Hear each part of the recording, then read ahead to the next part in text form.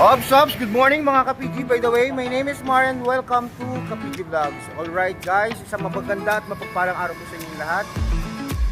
Ayan, napakaganda ng araw guys. Alam niyo guys, share ko sa inyo yung tip na natutunan ko para magaan ang pakiramdam sa araw-araw. Unang-una, huwag kakalimutan talaga yung manalangin sa Diyos, humingi ng kanyang patnubay sa ating paggawa sa araw-araw. Humiling ng isang mapagpakumbaba at malinis na puso at isipan bago umpisa ng ating araw. Ayan guys, alright. Ayos ba tayo dyan? Alright guys, for today's video, i-share ko sa inyo yung tip na ginagawa ko kapag nakaka-encounter ako ng mga customer na po talaga namang pagkakatagal lumabas. Pero dapat, hindi tayo maapektuhan ng init.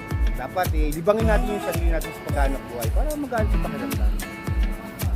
Alright guys, let's go!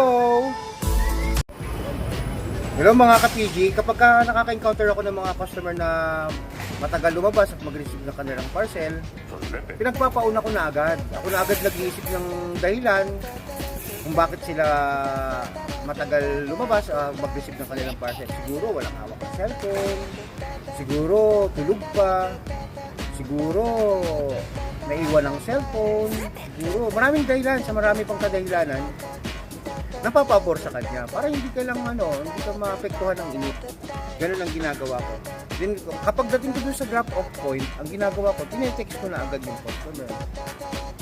Tapos tinatawagan ko, kapag hindi sumasagot, nag-iisip ako ng ibang option kung paano ko malilibang yung sarili ko, gaya ng isa-set ko yung mga next deliveries ko, may message ko na para pag umalis ako dun sa drop-off point na matagal ko mag-isip, possible wala siguro sa bahay, naset ko na yung mga susunod kong deliveries.